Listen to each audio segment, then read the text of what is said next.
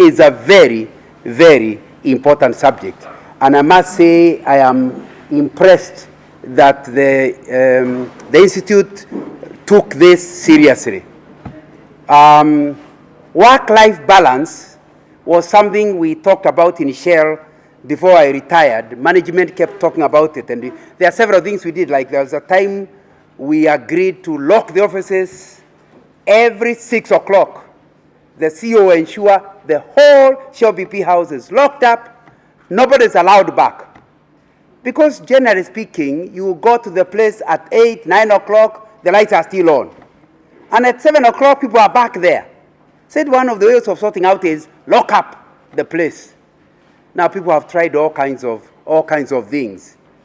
And you would ask yourself, why would an organization where the people are working so hard not allow them to continue working hard? Another one on this subject that I thought was interesting was to receive a call from, I think it was Pagani Girls, must be maybe about 8, 9 years ago. And the headmistress told me, I need you to come and talk to the Form 4 girls because I asked them to remain behind for a week and then go home, that is August holidays, so that they can relax. So when they come back by the end of September, October, they are doing exams. But they refused. They said that they have so much material to cover, they do not want to go home. My job was to go and convince the Form 4s that by staying in the school, it will ensure they fail their exams, which of course they found difficult to believe me. So what we are talking about is a very critical subject, and I hope in the minutes I have available that I'll be able to deal with them. Now, I'm hoping to do an introduction where I'll try to define what the issue is. And then I'll take a bit of time just answering the question, why overworking is bad for your health? Of course, you may need to visit a doctor to be convinced. I'm not one. But picking from the materials the doctors are giving, I want to convince you. Then number 3, let's talk about the various myths that we hear or know about work-life balance. But number 4, I'll be recommending that what you require is not work-life balance, it's work-life rhythm, keeping to the rhythm. And now I have a Quran, I have 2 Qurans in my house, but I have to admit I read the Bible more. And I just wanted to spend a bit of time asking the question, Jesus, I think the Muslims will call it Isa bin Adam, bin Maryam. Did Jesus have a balanced day? When you talk about work-life balance, and I'll take a bit of time there, then we will spend some time in conclusion.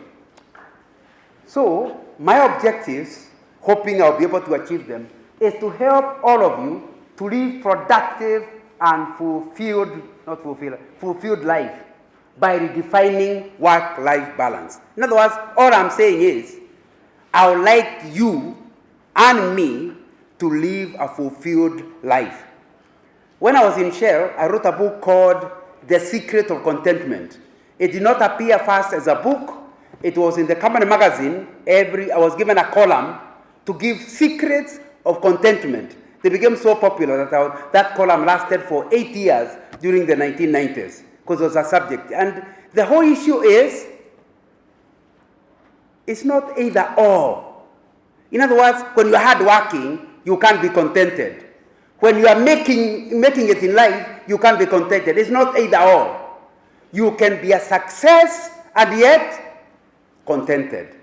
It's my hope that I'll convince you that you can actually be an achiever, even a better achiever, by living the kind of life that will be contented. Number 3, I want to identify myths that lead to lack of balance, and finally recommend a few ways of helping you to bring your life into balance. Much of life is a question of maintaining balance. Let's not just talk about work-life balance. It's just a normal thing. For example, any athletic team knows that they need a balance between offense and defense, between quickness and strength. Of course, if you're a rugby player, isn't that true? But even football or whatever you go for, it will be important to understand if you have one without the other, you'll not be a success. In our personal finances, we want to maintain a balance between income and expenses. And many of the people who are messed up in life, it's because they don't have a sense of balance. And in fact, I've come to a conclusion. I mentor a lot of, I left university more than 40 years ago. So for the last 40 years, I'm mentoring somebody or the other. And I have come to a conclusion that the biggest, if your son has a problem with balancing expenses and income, please know that you have trouble. You know, there are people, we normally call it, unable to live within their means. And you know that thing is so bad that when you're earning 10,000, you may be living within your means.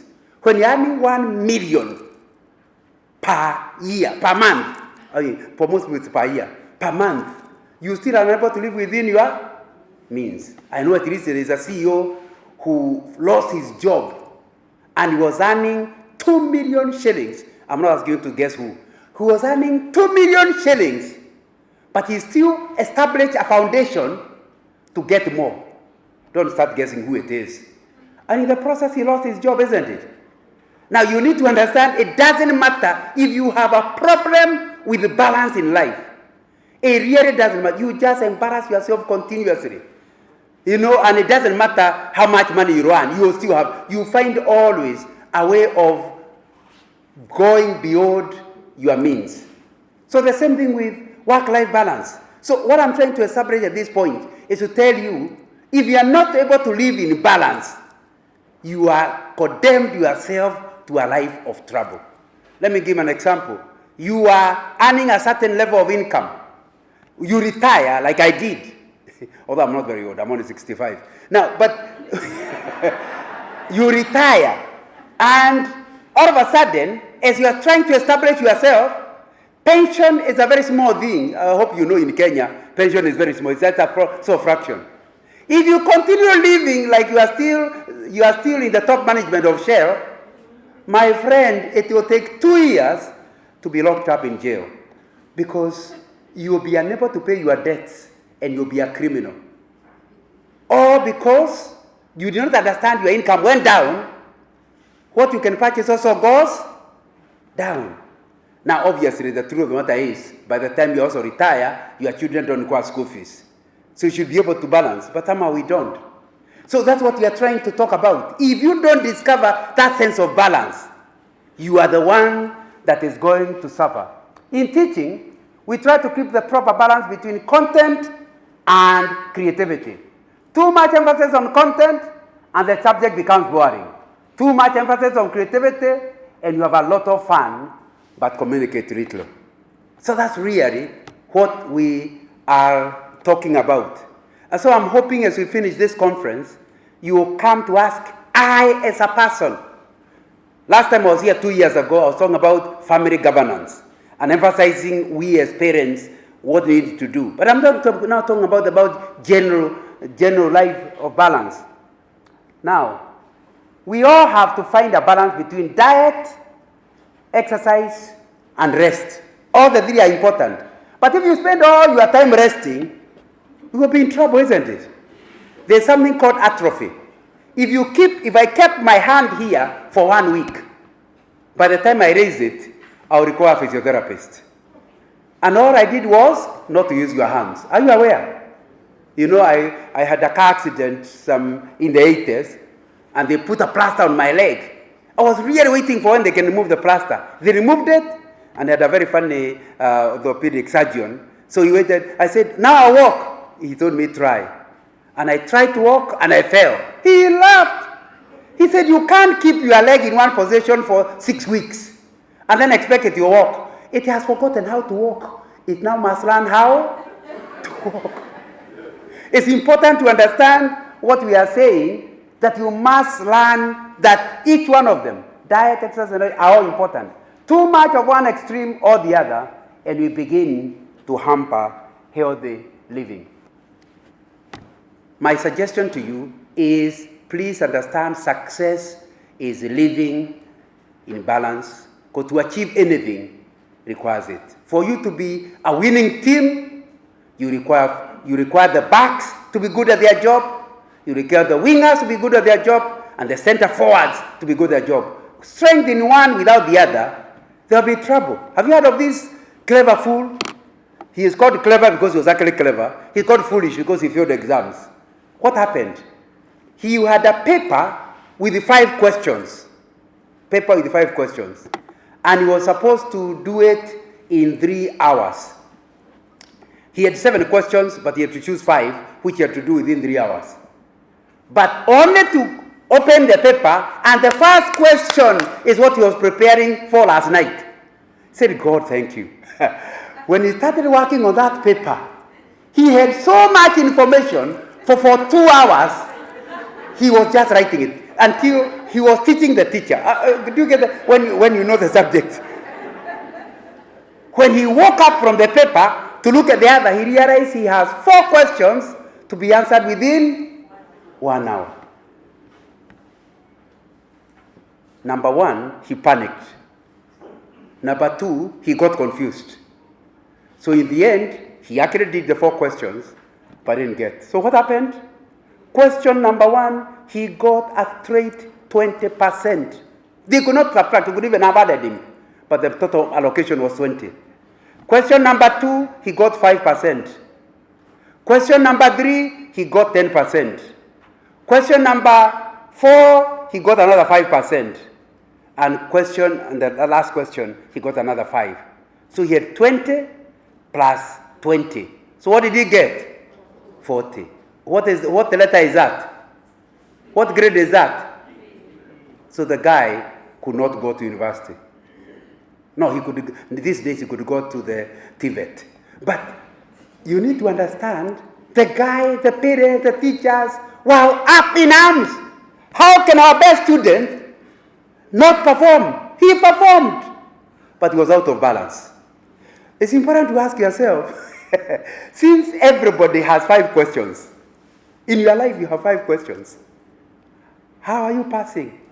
Some of us on question of family, we are getting an A because we are always with our children, our marriage, but at work we have an E because obviously we are even using office time to manage home. So on the issue of family, we are so taken up that we hardly ever concentrate in the office. Every 2 minutes you are calling your husband, "How, darling?" Now, when you are messing yourself up and messing your husband also up. It is love. You know, what else do we do? We work for our family. So you are getting an A there and a knee on the issue of family. The guy is doing very well on family. But when it comes to his spiritual life, it's not bothered. It doesn't bother. In fact, he is so taken up that he oversleeps on Sunday. He can't end up in church. Or is it Friday if you're a Muslim? Because, family matters. Church second. So on that count, he has another E. Okay, getting my point? Now, who are we talking about here? Now, you see, some people, that is the issue. But many of us seated here, our problem is our family is a knee, our church is a knee, our social network is a knee, but the work is A. My friend, for you to pass is not one question. You must do all the 5 questions. You will never get an average grade that is good. And many of us in retirement is when you learn. You learn that you never gave time to your family. You concentrated on your workplace. Finally, they tell you are old. And you have to go. And they give you a pension. Now, you try to talk to your husband, he has forgotten how to talk to you. Now, you need to understand, after 30 years of not talking to him, he wonders, what's the interest here? He doesn't even know how to deal with you. He forgot you. You talk to your children, they are the adults. Every time you ring your son, he says, you need money. Because in the same way, when he was young, whenever he rang whenever your son rang you, you said, do you need? So now he has turned it around. For my mother to call me, she must be after money. You get very frustrated, but you are reaping what you sowed. That is the subject we are talking about. And it touches all of us. Maybe those of us who are older realize it more than others. If you are able to correct yourself in your 30s, you'll understand. Of course, the way to correct it is to ensure that you understand your total picture. And that's what you'll be spending time on. You know, work-life balance is a concept that supports the efforts of employees to split their time and energy between work and the other important aspects of their life. Here we are talking about the family, the friends, the community, the spirituality, the personal growth, self-care, and whatever other activities you may be thinking about. But let's first of all define what work-life balance is not. Work-life balance does not mean an equal balance. To think that you are going to end up 20% for the family, 20% for the work, that's not what you mean by work-life balance. Trying to set you an equal number of hours for each of your various work and personal activities is usually unrewarding, but number two, unrealistic. Life is and should be more fluid than that. So when you talk about work-life balance, it doesn't mean that you go every evening at 4:30. That's not work-life balance. You see, how do you go 4:30 and your children have gone for a camp? Just because you're supposed to go at 4:30. That's not what you're talking about. Your best individual work-life balance will vary over time, often on a daily basis. The right balance for you today will probably be different for you tomorrow. The right balance for you when you are single will be different when you are married. Or if you have children, when you start a new, or when you have children, and before you have no children, or when you start a new career, versus when you are nearing retirement. Work-life balance has to be allowed to be fluid. There is no perfect one-size-fits-all balance you should be striving to. The best work-life balance is different for each one of us because we all have different priorities at different times. So do not try to copy nganga, because you are not nganga. And God is creative enough not to create two ngangas. There's only one nganga. Don't copy your father. Say, oh, my father had such a balanced life, I'm copying him. You are different. You know, one of the things I find interesting is whenever they are asking me when I'm traveling, and they ask me to put my thumb, I ask them, surely, we are 7 billion people in the world. What is the thumb for? And they tell me, so far, in 7 billion, nobody have a thumb mark similar to that. Have you heard of that story? And they say, God must be creative. 7 billion. And every thumb is different. So you need to start understanding, and your thumb is a very small thing. You need to understand you are unique. You may be twins, but the twins do not have equal thumb marks. Am I right? You know the registrar is here, so I might get corrected. But I don't believe that there is. So that's what the first thing you need to understand as we talk about work-life balance. The myth is like being so and so. No. Your balance will be different from somebody else's balance because you are all very different. My suggestion, and it's in my book, the Christian Prophet in the Marketplace, I say divide your life into 3. And I'll not spend a lot of time on it. Divide your life into 3. Number 1, look at your private life. Number 2, look at your personal life. Number 3, look at your public life. All of us have the 3 aspects of life. Unfortunately, public life normally eats the others. Because public life is where you get your fame. Public life is where everyone knows, everyone talks about how great you are in the public. But what I want to suggest to you is private life is underneath and it's the one that supports above. My post office box is in City Square, and when they started building Times Square, I was in Shaw BB house, so I used to just walk from the office to check my post office box. And they dug down. Another week I came, they were still digging down. Another week I came, I asked my wife, did they forget they were going up? we had been told it's the longest building, but they kept going down. These days, when you pass through Times Square, you are not aware there are many floors. It's not one floor. There are several floors down. So I asked an architect, and they said, the higher you want your building, the deeper the foundation must be. Your private life is the foundation for your public life. The reason you see CEOs, directors, great men falling like domingos is because they built a skyscraper without foundation. On their private area, they don't spend enough time. They only want the public area. When you talk about the private area, we are looking at 3 subsections of the private area. Number 1 is spiritual. All of us are spiritual beings. Upende, usipende. We are spiritual beings. And so when you don't have a spiritual life, you will discover that your values are affected. You thought you are this person, you will discover being another person. Like you thought you are monogamous, but once Modoni talks about polygamy, you've already started thinking about it. It's because your spiritual life has a problem. It's important to start understanding spiritual life is not something you can ignore. And it requires time. It requires you to lock out everybody else and spend time with your God. Do you ever close everything else? You are not making money. You are not talking to your family. You just are growing spiritually. You are spending time in prayer. You know, for example, just to give you an example, if you talk with your wife, it's very good. But sometimes your wife is the problem. How do you tell her you are the problem? She might divorce you. So what do? You go to God in private, where your wife cannot listen, and tell God, this wife. Now, it releases you as you hand over your problems to God. That's when you come talking to her, it doesn't bother you, because you have gone quiet.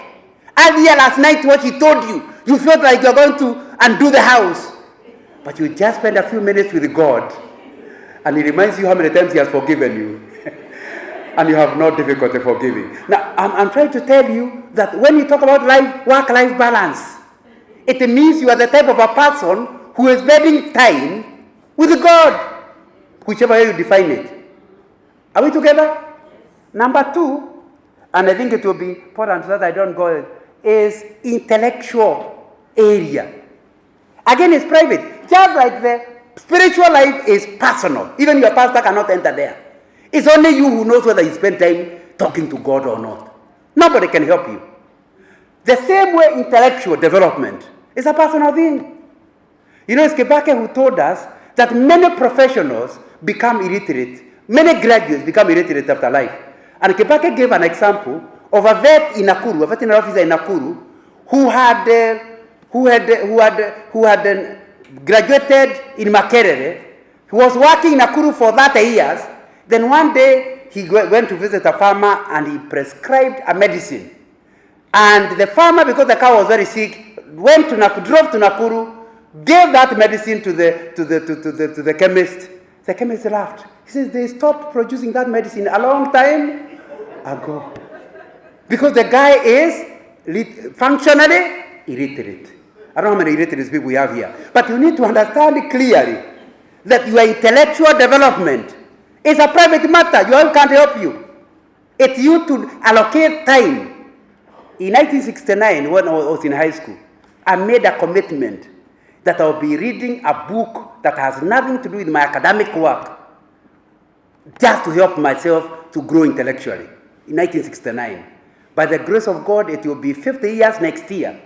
I'm always reading a book. I've just finished reading the Jega Karume's book, his biography. Now, before then, I read Kalonzo. Before I enjoy biographies quite a bit. And they open up your mind. Now, if you only read for an assignment for the board paper, your mind will still be closed. You will be functionally illiterate. Now, so you are not living a balanced life, because your foundation for public performance will be a problem. So you need to ask yourself, how are you allocating time? That time I didn't know I would become a writer. But somehow, like you heard about this, I had a message to give in Shell, And the company magazine allowed me. I started writing when I was still in Shell. Now I'm on my 10th book. I've written 9, at least 9 are published. I'm on my 10th book. But I am not able to read because I'm only able to write because I also read. But there's something you need to ask yourself.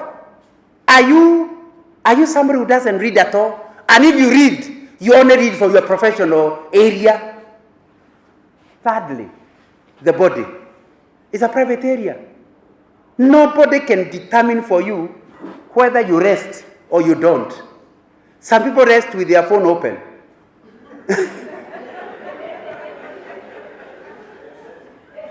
Now, it's important to understand your rest is not my rest. But it means that whatever it is you are doing, you need to relax your mind and relax your body. That's how to help your body and God made it a decree. It's called a Sabbath, a day of rest. Do you rest? Nobody can tell.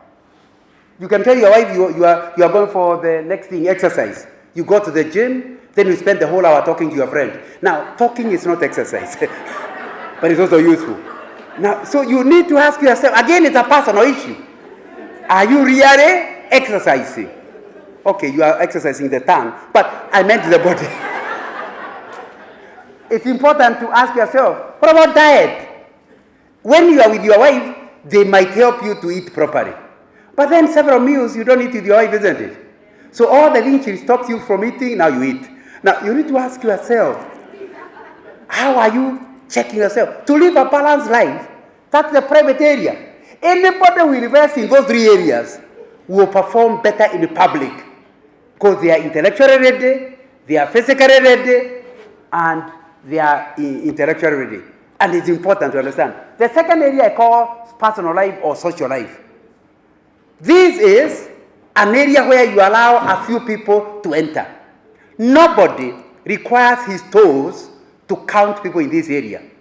If you have 10, I think you have quite a large number. These are people where you open up yourself and you are willing to be vulnerable. Because it is them, you have heard of the Johari widow. They are the ones who will tell you what you don't know about yourself. And because you are willing to tell them, it will open your area of knowledge much more. So when you talk about a balanced life, we are saying you have cultivated time with others. I've actually written a book called Friendship. If you are interested, you can pick it in the bookshops in Nairobi or ring me and I will tell you where you can get it. And I am saying relationships are critical. To public life, you are dealing with cutthroat competition. People want to bring you down. You need another place where people understand you, love you, and want your best. Are we together? So, what are you doing? And unfortunately, friendship is a very expensive thing. It means sacrificing yourself when they have a need, and they also sacrifice themselves when you have need. It means creating appointments, putting in the diary. I am meeting John Nganga. And you ask yourself, but what do I get from John Nganga? Nothing. I'm not meeting you. Now, so you will never develop relationships. And many people who have done well in the professional world have no friends. So as soon as they retire, they forget that the friendship they had was not friendship.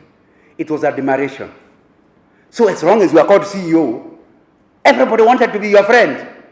Then they ask you, who are you? You don't even know who you are. You know, a lot of people are not human beings. They are human doings. When you ask him, who are you? Say, an accountant. I did not ask what you do. I asked you who you are. You are not an accountant. Accountant is what you do. But many of us have forgotten who we are. Whenever you ask, who are you? I'm a doctor. No, not what you do. Who are you? We don't even know who we are. But our friends are able to help us to know who we are. So you need to create time. And unfortunately, you have only 24 hours to do all this. Here we're talking about family and friends. These are the people. And not everybody in your family will enter this area. Not every friend will enter this area. It means you have to cultivate it. And people who get friends must show themselves to be friendly. Which we had enough time. Each one of these is a subject on its own. So private area is where you come up with new things. Social personal area is where you test them in what is called a pilot study, where it's a comfortable area to study. Public area is where you implement them. In the public area, we're talking about your professional area. Do you allocate enough time for it? Do you have goals in your professional area? Because each one of these requires a goal which you are working towards. So you allocate time so that you can achieve it.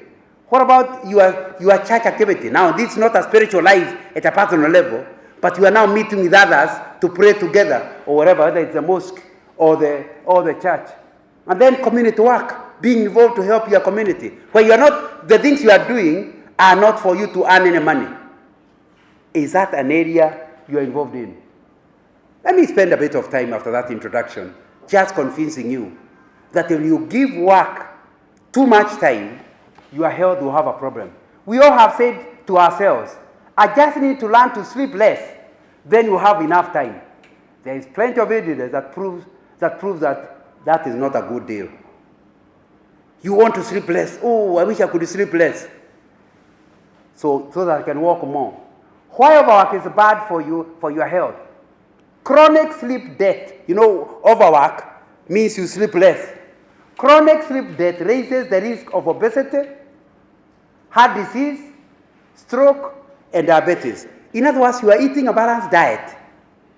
All other areas are okay, except you are not sleeping.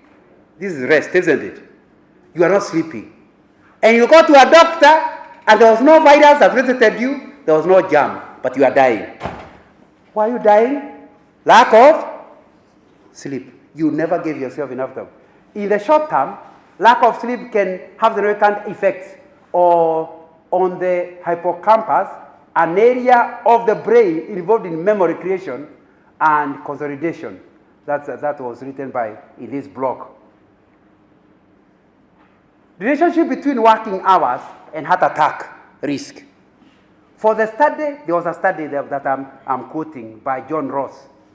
For the study, researchers from University College London compiled data on the relationship between working hours and heart attack risk in over 600 workers. So it was quite a large study.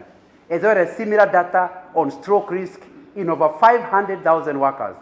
They adjusted their data to compensate for individual workers' difference due to health behavior, such as smoking, alcohol consumption, physical activity, and also adjusted to the presence of other cardiac risk factors, such as high blood pressure, diabetes, and high cholesterol. They found that those who worked more than 55 hours per week, and there are many of them seated here, had 13% greater risk of heart attack and were 33% more likely to suffer a stroke compared with those who worked 35 to 40 hours a week. The majority of us are likely to be in the earlier category. Hours worked are not directly correlated to value created. You need to understand that. That here you are killing yourself, but you are actually not being productive. There are plenty of organizations with a litany of workers who work long hours, yet do not work intelligently and therefore fail to create the output of the organization needs. On the other hand, there are numerous employees who pack a hefty punch into a 30-hour work week and create loads of value. Oftentimes, the difference is the tools one team uses of another. In other words, studies are showing some people who have a 30-hour week are more productive than the ones who are talking about who have 60 hours a week. It depends on what you do with your week. Overwork leads to lower productivity, therefore. And the theory of diminishing return, those of you who are economists, you understand that. Point E, where every extra hour you put, the return is less. And that's what happens even with working hours. You reach point E, where diminishing returns begin. And I'm sure anyone who is seated here knows what I'm talking about. When you are studying, sometimes you have told yourself, I must study the whole night. Somewhere around 3 o'clock, you read a page. When you reach the bottom, you say, what did I read? You read it a second time. You have reached the point of diminishing returns. If you are wise, go and sleep. Because when you wake up in the morning, you'll be fresh and you understand the page. To keep pretending to read more is to miss that your objective is productivity. The seldom discussed flip side of working too hard for hard work and long hours can certainly pay off. After working past a certain point, the quality of work diminishes, taking a heavy mental, emotional, and physical toll. Eventually, it can diminish the quality of your life, not just the quality of your work.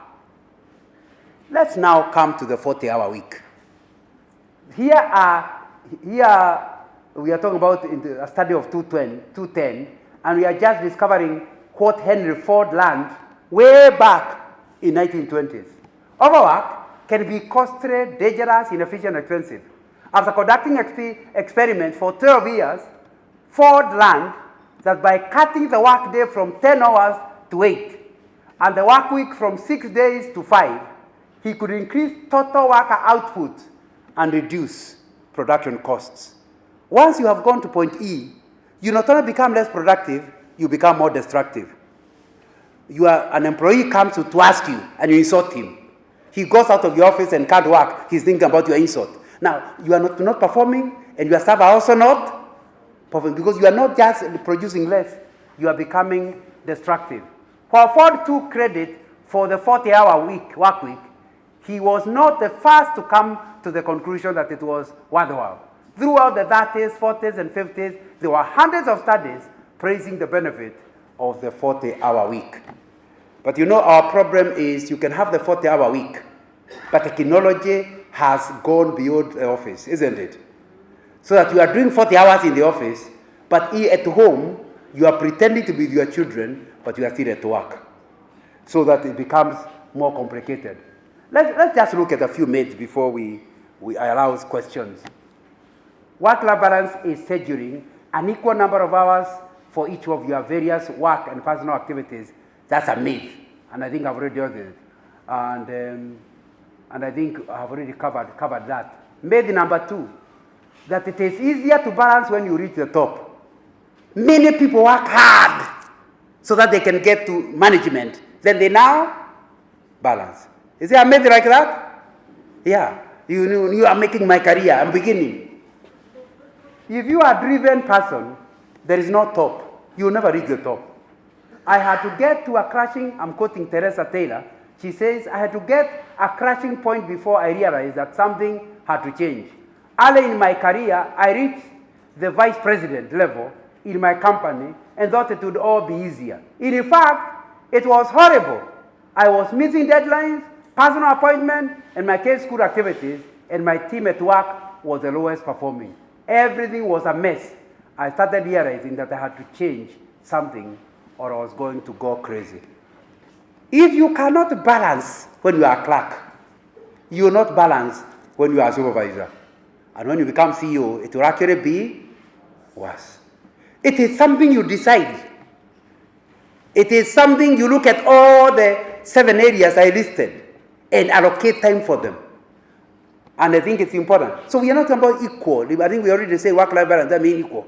But depending on the objectives, you allocate your time. Another myth, you must either be housewife or career woman, not both. Have you heard of that myth?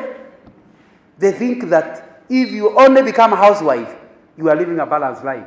Women have always worked even in the Garden of Eden and in pre-colonial Africa, and they were always mothers. If it only calls for balance.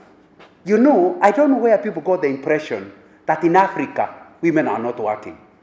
Either they are too young or they only were born in town.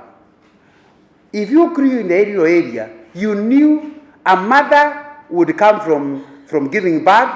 After a few weeks, she takes the baby to the garden, puts the baby ahead, and keeps talking to the baby as she is cultivating. Reaches the baby, suckles the baby, and then puts the baby ahead. Did your mothers do that? Where did the idea come that women were not working? So you are not different from your mother.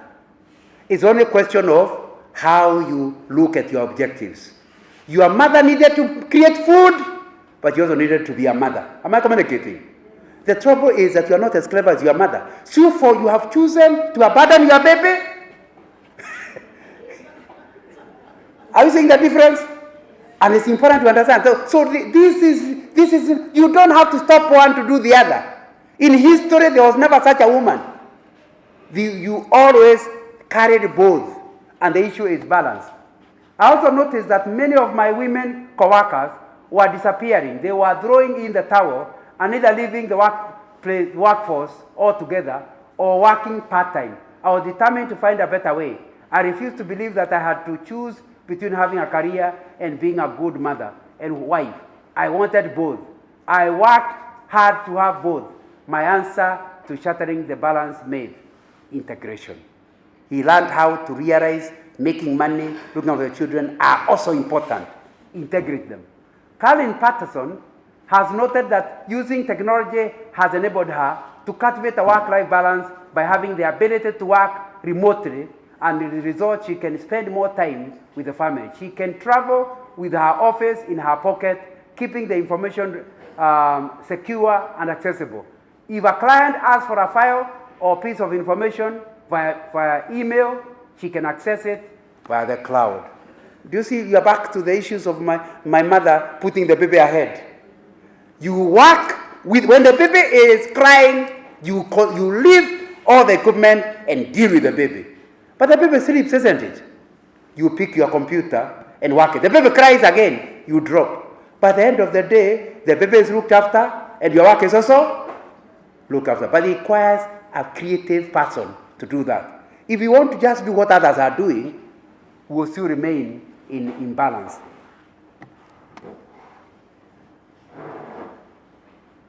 Another myth. Once I'm away from my desk, I'm not working. That's a myth. Technology allows us to work anytime, anywhere. Although they are free from a desk and chair, all the workers I know are tethered to their mobile devices. In other words, they are always at work. So that's what thing you need to deal with, to manage. Unfortunately, people are giving us technology, but not teaching us how to use them. So that the average person does not know how to do without the phone. When I retired from Shell, we had just been given when they first of all came out, the mobiles with emails.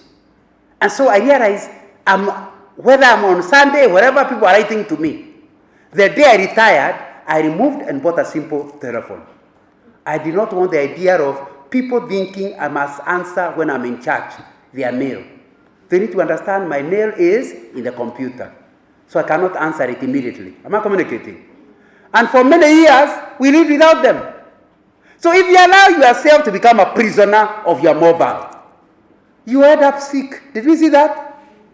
So it is you to decide that the phone is turned off. Some people even go to sleep with their mobiles on. Are they asleep or listening? Am I communicating? So you need to ask yourself, do an analysis. What will go wrong if from 10 o'clock in the night to 6, you switch off the phone and see what happens, so that you have proper deep sleep without any disturbance. So when you wake up, you will wake up and do whatever is required. Another myth. Work-life balance is just about hours worked, and which is not true. Another one is hours worked are directly correlated to value created. Now, as I'm finishing, I want to talk about redefining the work-life balance. The balance is when you have meaningful daily achievement and enjoyment in each of my 4 quadrants: work, family, friends, and self. But of course, you can go to the 7 I gave. Ask yourself every day, when was the last time you achieved and enjoyed something at work? In other words, don't push for achievement. Have achievement and joy. That's what will help you to be. If you're just achieving, working like a horse, but you're not enjoying it, there is a problem. In other words, work-life balance means you have both achieved and enjoyed. What about achieve? Did you achieve and enjoy your family? What about your friends? And how recently have you achieved and enjoyed something just for you? The private area. At the core of an effective work-life balance definition, are the two key everyday concepts that are relevant to each of us. Achievement and enjoyment answer the big question, why?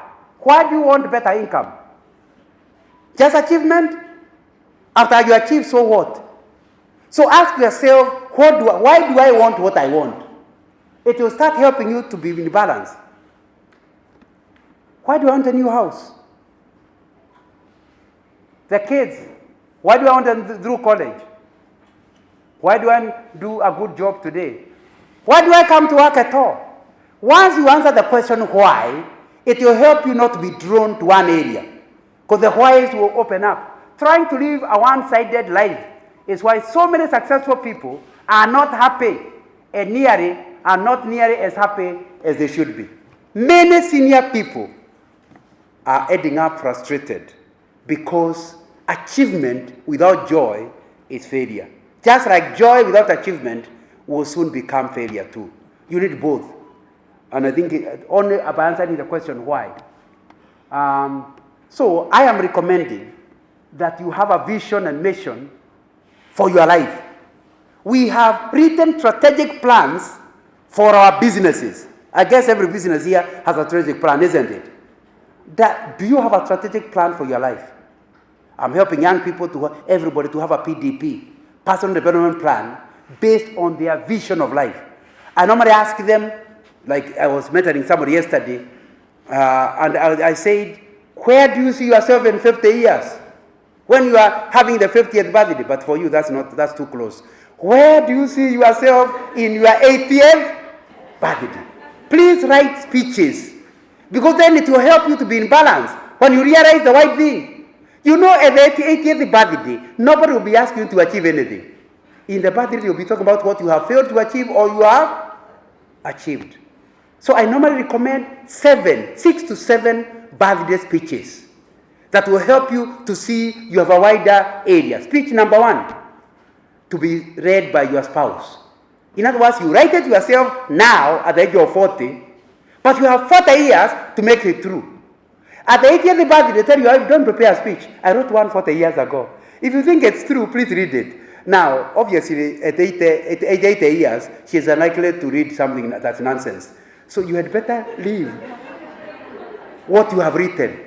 So it means by writing that speech then, you are going to, like Steve Covey says in the 7 Habits, you are living now in the light of tomorrow. Because you see, once you write that speech, then you have to allocate time to make that speech true. Speech number 2 will be read by one of your children. Remember, you are a great-grandfather, your son is a grandfather. Grandfathers don't read nonsense. So, you have to say exactly, what do you expect of your children? They are now grandfathers, they are adults. The speech will be something like, I am who I am because of my father. Who are you? He'll start listing who he is and how the father contributed. When you write it, and you normally don't give your son time, you realize you're not reading the speech. You have to change your life. Am I communicating? So write it now. You have 40 years or 30 years before that time. Okay, me, I've only 15. But it's important to understand whatever time you can start changing your life. Now, speech number 3 will be a speech read by somebody from your clan. You know, we start with the inner circle. Start your wife is the closest, your children second, your cousins, or of course somebody in the clan. Do you spend time with them? What impact are you making? Relocating them anything? What do you hear them saying at the 80th birthday? Speech number 4, your professional colleague. What difference do you expect to make before you die in your area?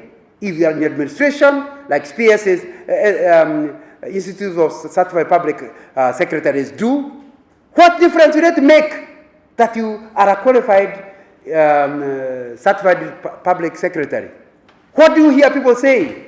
What is their dream? Write it there, because a professional colleague will be giving the speech. But remember, your professional colleague is also 80. So you not read nonsense. What do you see yourself achieving? Now, it will start helping you not to be one-sided and to open up. How many speeches have we written so far? 4. Speech number 5 will be read by somebody from your religious circles. What are you doing to help people to have values, whether it is in the mosque or in the church? What are you doing? So you read and say, wow, life has been different since this guy started doing something about the values of our children. Speech number 6 will be a speech to be read about the community. Remember I talked about the community earlier? What are you doing that's helping the nation? Or maybe for you, you are an MP, so we'll be talking about a much wider circle. But the speech number 7 is an international representative traveling from New York to come to your birthday to talk about the things you have met there. Now, the 7th one, you don't have to write. If you don't see that far, just reach at 6. But you see, it is this dreaming that will help you to see you are putting too much time on question number 1. It will start. So that's what I'm suggesting somebody to do. Combine your work and personal calendars is my next recommendation. Don't have a diary for work and you have no diary. Your diary must contain things that are together. When I left university, like I said, more than 40 years ago, and I started getting invitations to speak to various groups, and especially in the universities. And I discovered I can be continuously out until I learned I can put in my diary, I'm going out with my wife. So when you call me, I check. I say, oh, sorry, the day has been taken. Of course, I will not admit my wife because then you convince me to leave her. But it's important to understand that many of us, we do not have diary for our children, diary for our wives, diary for our fathers. We only have diary for, and that's how you squeeze other things out. Your boss can call you and say, I'm sorry, that day is already taken. And if he knows you are a balanced guy, he'll understand you are not refusing work. So it's important to understand if you do not use a diary to manage all the 7 areas, some of the areas will be forgotten. It's important to put it in the diary. So when somebody tries to take over, you don't accept one diary, not one diary, this and the other one. It must be a complete diary. And then please understand the place for rest. Focus on one thing at a time is my next recommendation. Don't try to do things. You know, again, you can research on it better, but I read something that I thought was very interesting. Like women are said to be multi-skilling. I read that it is not true. What is called multi-skilling is a few seconds here, a few seconds here, then a few seconds here. You never look at the same time. You never look at two things at the same time. So my friend, multi-skilling will lower your productivity. Take one thing and do it. Even if you do it for half an hour. Then move to the next thing. That's what you are here to learn. Balancing life and work does not work. So he is constructed to seeking work-life focus. Rather than worry about unread emails, cut through noise by giving undivided attention and focus in that moment to whomever or whatever I'm dealing with, regardless of the duration of the moment. Once complete, I then give the next task or person my undivided attention. The idea of somebody coming to your office and you're working, the person goes quiet. Have you noticed that? Then say, no, keep, I'm listening. You are lying. You need to understand your brain was never created to listen and type. So what you are doing is 2 seconds here, 2 seconds here. What did you say? Now, surely, I will repeat the story and I'm wasting your time. If you want to do a good job, give me 5 minutes, then go back to your work. That's really what we are talking about. Let me just quickly talk about Jesus and say the interesting thing is at the age of 12, he was not balanced. They were supposed to be in a religious festival. He disappeared among the scholars. The family left thinking that the young boy is with them. After they had gone around this, you know the story, isn't it? They said, yeah, this young boy, 12 years, is not there. They had to go back. Is that balance? But you see, Jerusalem is where the scholars were. When he reached there, even at the age of 12, he knew he's not just an average boy. He wanted to spend time with them. Doesn't mean that he disobeyed his mother all the time. But this particular time was a time to be with the scholars. Are we together? So you need also to understand there is a time when you give more time to something than another. He had time for friends. He picked 12 people. He is such a busy person. He has only 3 years. Can you imagine wasting all his time on 12 people? But he knew the way to change the world was not to spread himself too thin, but to pick people he can mentor. And similarly, you need to understand that spreading yourself too thin may not be. So what do we learn about work-life balance from Jesus? Wherever you are, be there. Whatever you are doing at that point. When you are at work, be at work. Don't be on Facebook and claiming to be at work. Don't be on the phone every hour with your family. Be a good steward of your job. That way you honor God. When you are at home, be there. Not on the phone, not on the laptop, not on Facebook. Be with your family. Be fully present, physically and mentally. That's following the way that Jesus has taught us. So, as I conclude, what am I saying? Avoid the dictatorship of the urgent. There are things that are urgent but not important. Anybody who has read my book, The Leader's Source of Influence, I say you must learn how to handle and classify all your tasks. Some are urgent, some are important. Some are both important and urgent. So always sort them out. And only start with the important that are also urgent. Then number 2, go to the important. Finally, go to and by that time they have sorted themselves out. Many things that you call, let me give you an example I like giving. If your car exhaust leaks in an estate, it will not last a day before you repair it. Am I right?